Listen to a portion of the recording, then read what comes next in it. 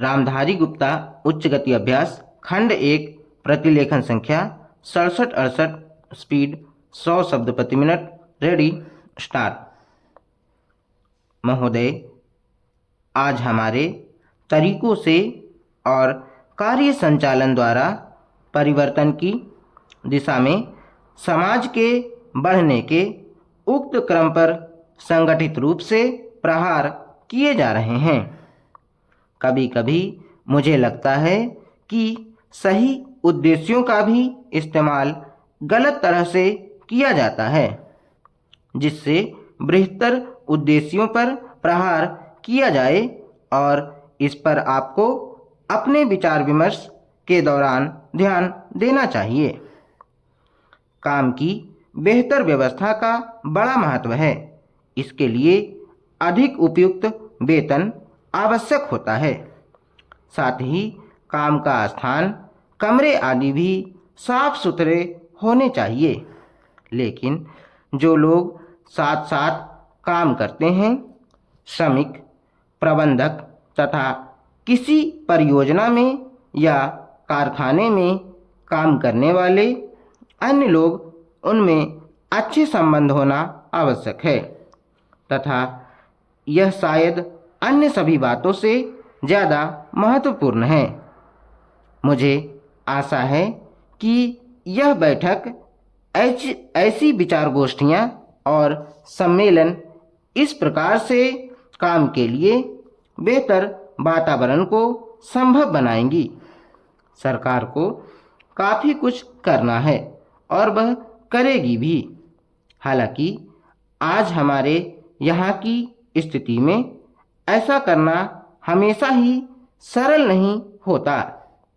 यह कहना सरल है कि हम ऐसा करेंगे।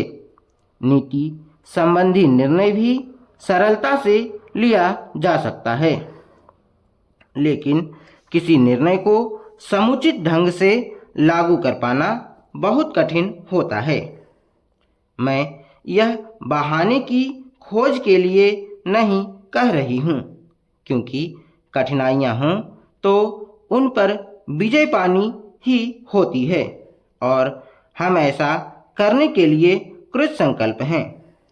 लेकिन आपको पता होना चाहिए कि अमुक कठिनाइयाँ हैं और उन पर विजय पाने के लिए केवल इच्छा करने या वक्तव्य देने से काम नहीं चलता। इसके लिए स्थिति को समझना और दृढ़ निश्चय के साथ आगे बढ़ना होता है। चाहे रुकावटें कितनी ही बड़ी क्यों न हों, कठिनाइयाँ कैसी भी क्यों न हों, सरकार का यही संकल्प है। सार्वजनिक क्षेत्र को बहुत महत्वपूर्ण योगदान करना है। उसे यह काम अपनी उपलब्धियों द्वारा ही नहीं, बल्कि श्रमिकों की भागीदारी की भावना को अनुभव करते हुए करना है। मैं जानती हूँ कि आज यह भावना सभी श्रमिकों में नहीं है। मुझे यह भी पता है कि इसके लिए हमेशा उन्हें ही दोषी नहीं ठहराया जा सकता। हमने प्रयास ही नहीं किया है कि उन्हें ऐसा अनुभव होता रहे।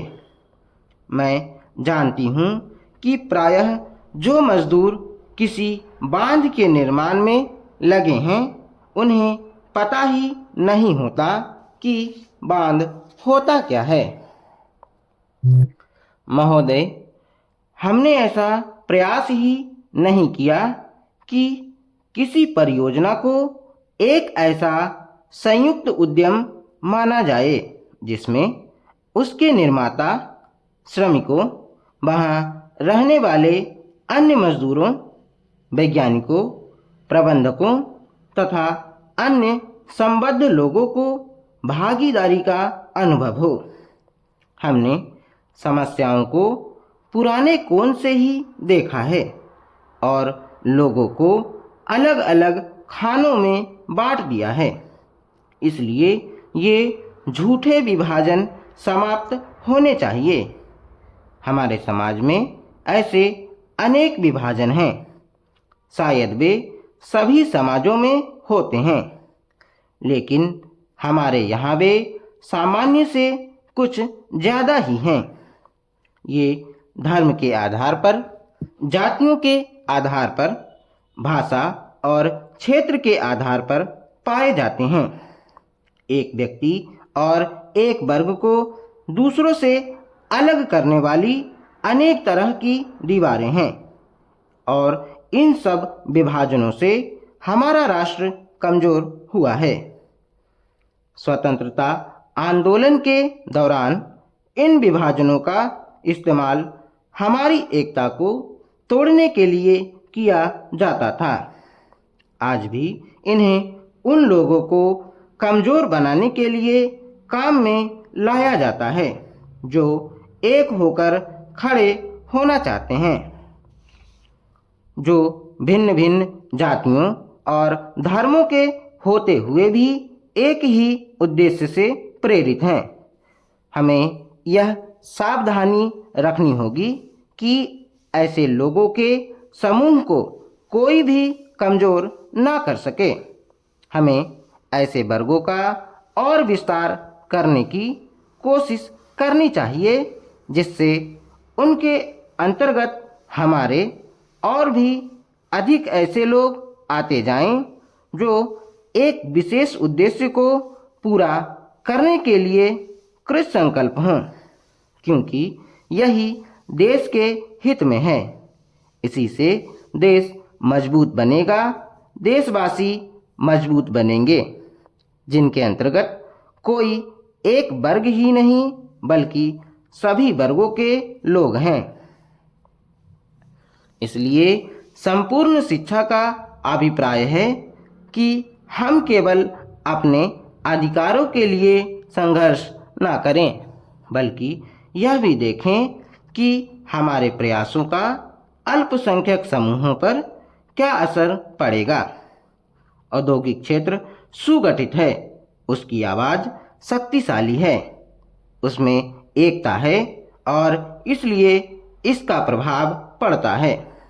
लेकिन हमारे देश में बहुत से ऐसे वर्ग हैं जिनकी आवश्यकताएं अन्य वर्गों से कहीं ज़्यादा महत्व की हैं, परंतु उनमें एकता नहीं है। उनकी मांग को प्रस्तुत करने वाला कोई नहीं है और उन्हें शायद पता तक नहीं होता कि उनकी कुछ मांगे भी हैं, लेकिन केवल इसी कारण से उनकी उपेक्षा नहीं की जा सकती। हम यह नहीं कह सकते कि उनकी कोई मांगे नहीं हैं।